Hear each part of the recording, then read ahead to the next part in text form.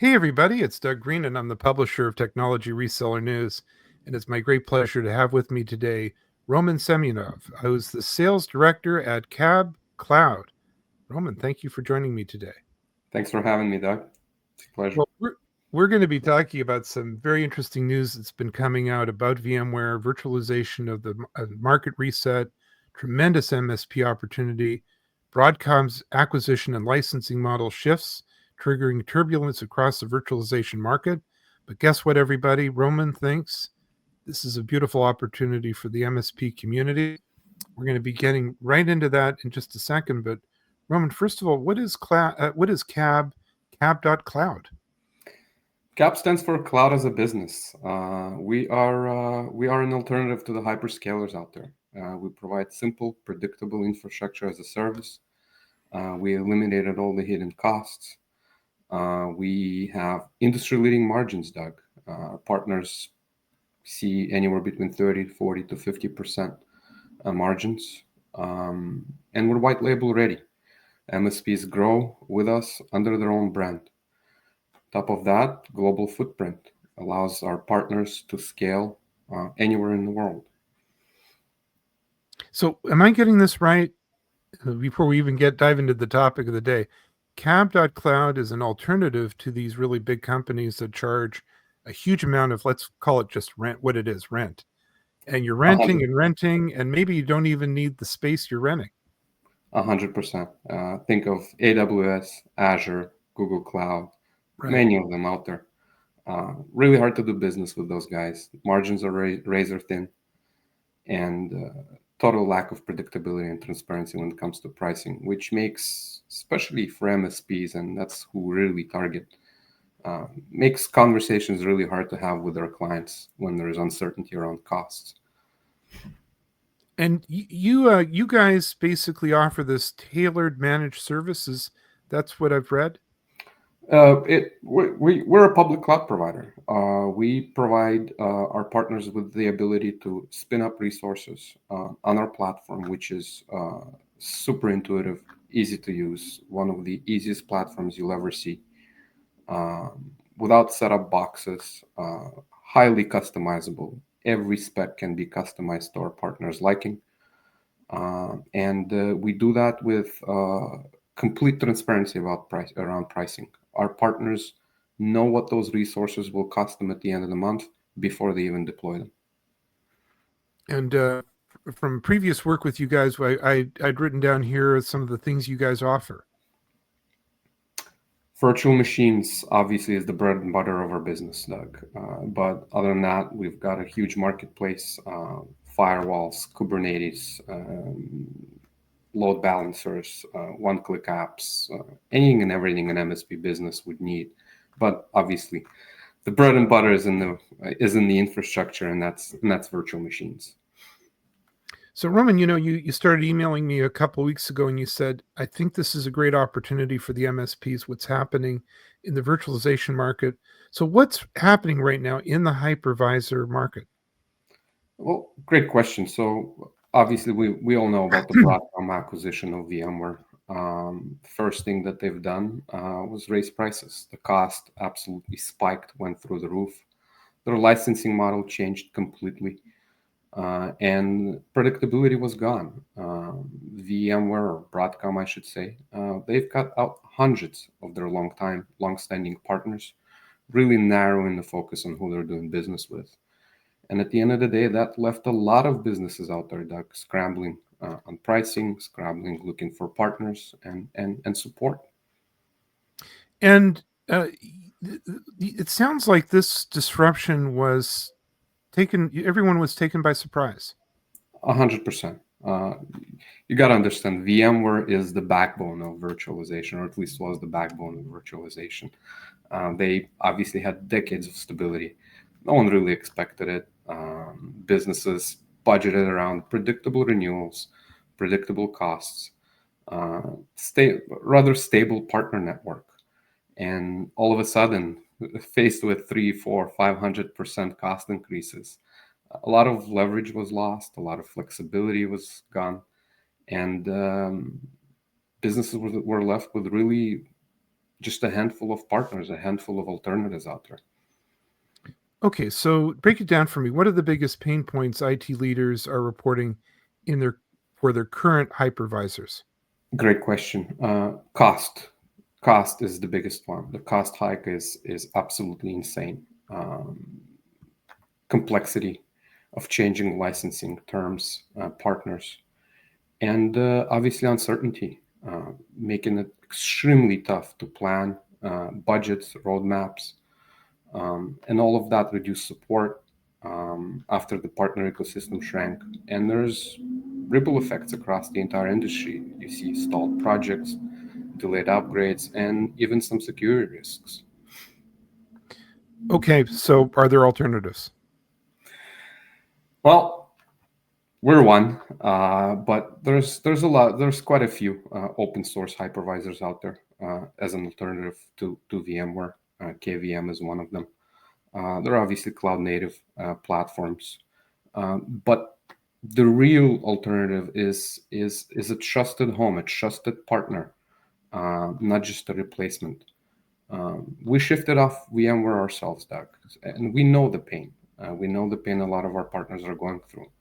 And we've built a platform around stability, transparent pricing, and obviously a partner first model, which is especially valuable for the managed service providers out there, the VARs, the technical resellers, who need to scale without any of the surprises you see today. Now, I'm going to put that up, a trusted platform, not just a replacement. It sounds like as much as a technologically competent replacement is required, the bigger issue is trust. The trust has been shattered. So people just were confident that they could build into everything a model of pricing. They passed that on to their customers and everything. And then there was shock and awe. 100%. And it's trust. It's what do you do with your business? You've spent decades building a business around a model that you're familiar with. Everyone's familiar with costs that were contained, and all of a sudden, all of that is gone. And that's where we come in with some of our differentiators around transparency, uh, predictability, being able to scale easily, plan your growth, and obviously our partnership focused on our partner ecosystem, whether it's the MSP, the technical VARs out there. Uh, we do our best to support our partners by offering all of those differentiators. Let's dive a little bit further into this because I want to really understand. Once people have had a shakeup experience like this, they kind of lose their trust. So, how are you actually one by one rebuilding trust? Not that people didn't trust you guys, but you know what I mean. They now become kind of anxious about the whole environment. Great question. I think it comes from our platform itself. Visually attractive, super easy to use, extremely intuitive, and most importantly, like I've mentioned before, our partners know exactly what their costs are going to be before they even deploy resources with us. On top of that, we offer free migrations. Our partners can bring their deployments, whether it's from another cloud provider or from an on-prem environment, over to us. We do the heavy lifting. We don't charge our partners for professional service hours. We don't nickel and dime them for overusage. We really try to do everything we can to make the transition as easy as possible. And it sounds like you guys are trying to deliver on the original promise of the cloud, which was actually you just buy what you need. That was the promise, and it worked until everyone kind of understood that costs are spiking, and quite honestly, we've seen it firsthand. It's a trend that started a few years ago. Big organizations started really reevaluating the promise of cloud, moving some workloads back to on-prem environments, uh, getting into hybrid environments away from just having all of their eggs in one basket in that cloud, in that with that hyperscaler out there, because again, costs became extremely hard to contain. So Let's break it down into sort of actual people that have. Or do you have people that have made this journey to you? First of all, 100%. 100%. One partner that really comes to mind just because of how that affected him. We've got a partner, a very established MSP practice out of the New Jersey area. They were doing a lot of the hosting on their own, so they didn't really rely on any of the hyperscalers, but they did rely on VMware. VMware was the virtualization that they've used, and once those renewals came in, the licensing model changed. They've seen their cost, 500 or 600% increase, and the owners of the company, the partners, were ready to cut staff, cut their services just to afford keeping the lights on. We got to them through, I'd say, probably luck. We got to them, right on time when around the time those renewals were happening.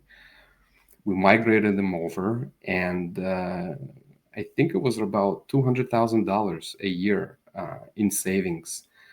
You think about capital expense, think about licensing that they had to pay for with VMware, and they couldn't be happier. Instead of reducing staff, they've got more sales staff now, and they're bringing on newer clients because they know that it's a platform that they can be confident around, and pricing is extremely important.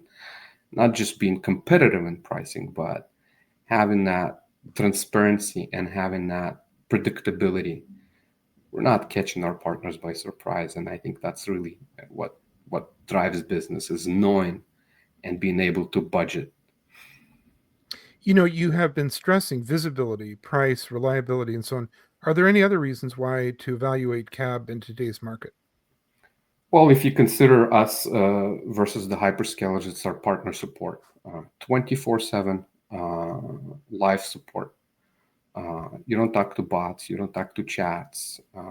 We don't really differentiate between our partners. You don't have to spend millions of dollars with us. It would be nice if you do.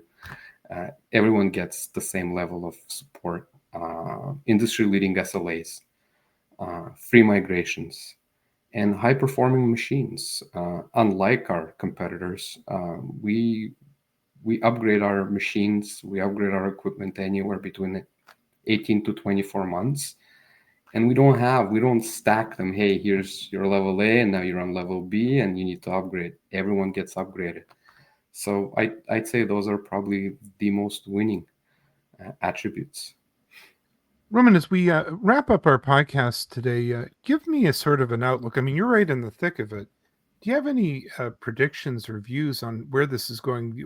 How do you see the hypervisor and virtualization market heading in, let's say, the next 2 or 3 years, maybe even the next year? Like I mentioned, hybrid strategies, they're not going to go anywhere, unfortunately. There's going to be more diversification, less lock-in. VMware's still around. We all know that. But their dominance is broken. And the ecosystem is going to grow around new providers. And I think CaaB has positioned itself as a trusted alternative, stable, predictable, and obviously partner first. Can any MSP just come and talk to you? Just try to start figuring it out? 100%. CaaB.cloud. Reach to us on LinkedIn. We'll obviously post it there. But yeah, and through distribution channels too. So many ways to get in touch with us. Well, Roman, I really want to thank you today for joining me and giving us some very interesting overview of an alternative path on virtualization and some other things. Very interesting. I hope we get to do more of this. And I'm glad to be among the first interviewers for your podcast program. But for now, thank you very much indeed. My pleasure. Thank you, Doug.